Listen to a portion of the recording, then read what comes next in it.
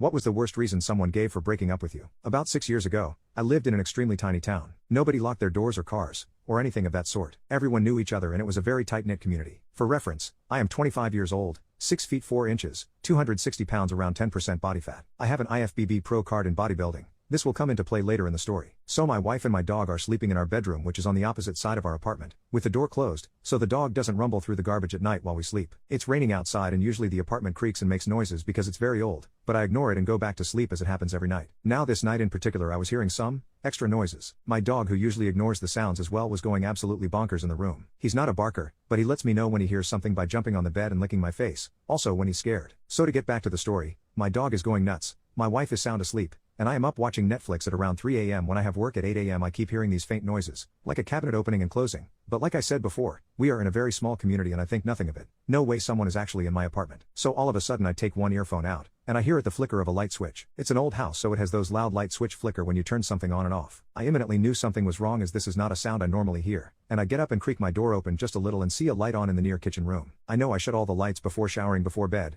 so I leap into action, wake up my wife and tell her to stay here with the dog and lock the door and to not come out unless I say everything is safe. I walk into the kitchen and there is a guy, probably late 30s, going through every drawer and cabinet I had. I said hey in a loud voice and scared the absolute crap out of the guy. I guess he thought no one was home, and he charged at me. So for reference, remember I said 6 feet 4 inches / 260 pounds, and the guy charging at me, around 5 feet 10 inches / 160. So he charges at me and I shove him against my wall with my forearm against his neck, make a huge hole in the wall, and begin to headbutt the guy until he's nearly unconscious. I turned him around and proceeded to hold him in a chokehold headlock, and out of nowhere his wife, I later found out it was his wife, was also in my apartment and came charging at me. I put up my foot, exactly how you would imagine it in the WWE, and I punted that goober right in her gut, and she fell to the floor. So now, the guy is unconscious, the girl is on the floor in massive amounts of pain, and I'm standing there covered in blood from this guy's face. I feel funny, not sure what this feeling is. I feel cold in a spot on my stomach, sort of like if you spit on your stomach and a strong gust of wind comes and it feels extra cold, you know what I mean? Well, I looked down and realized I got stabbed. I had a 4.5-inch knife in my clear abdomen muscle. While I was headbutting this guy, he was able to sneak a knife he had right into my gut, without me realizing it. I quickly start to panic and call 911. I sit there until they come,